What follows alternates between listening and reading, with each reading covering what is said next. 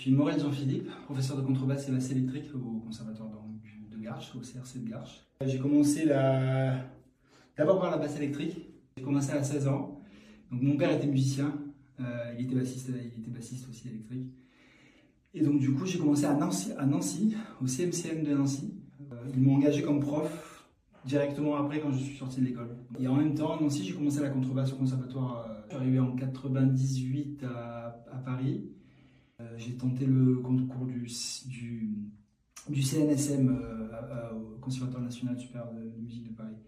Je suis rentré en 98 et je suis arrivé dans l'enseignement avec le conservatoire de Saint-Cloud où j'enseigne encore. Et là, depuis cette année, au conservatoire de Garches et aussi au conservatoire d'Aubervilliers, au CRR d'Aubervilliers.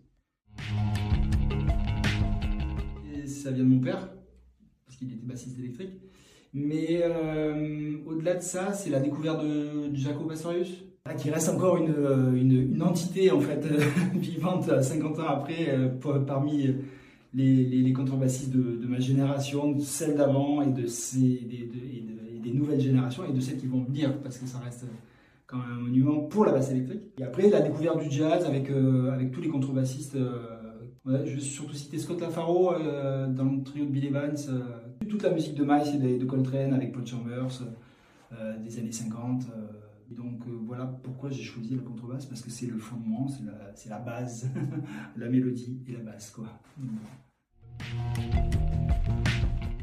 J'ai plusieurs cultures en fait. Donc j'ai une culture rock, j'ai une culture jazz, une très grosse culture jazz, parce que c'est vraiment ce que je fais maintenant en fait.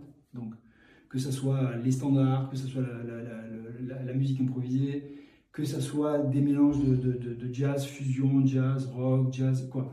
Tout ce qu'on peut avoir comme mélange en fait avec maintenant.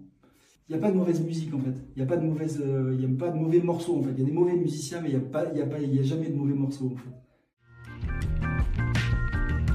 Donner l'envie quand on a une ligne de base, que ce soit sur une ligne de base de Michael Jackson, ou une ligne de base d'un standard de jazz, ou n'importe quoi, une ligne de base en fait qui va nous inspirer et on va vouloir l'apprendre en tant qu'étudiant, c'est de pouvoir établir la connexion entre l'harmonie pour comprendre qu'est-ce que c'est cette ligne de basse à travers l'harmonie, à travers ses modes en jazz et à travers tout ça.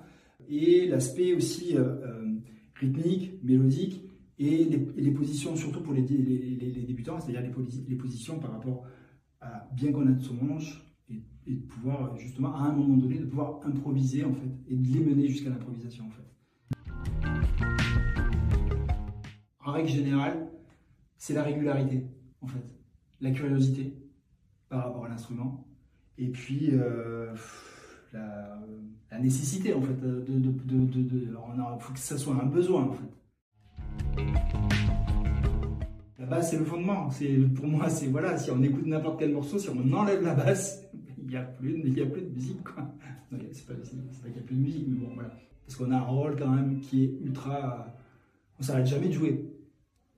Dans un ensemble de jazz en fait, on a des saxophonistes, on a des trombonistes, on a des trompettistes, ils viennent, ils font un thème, ils font un solo, mais puis ils s'arrêtent de jouer. Nous, on s'arrête jamais de jouer.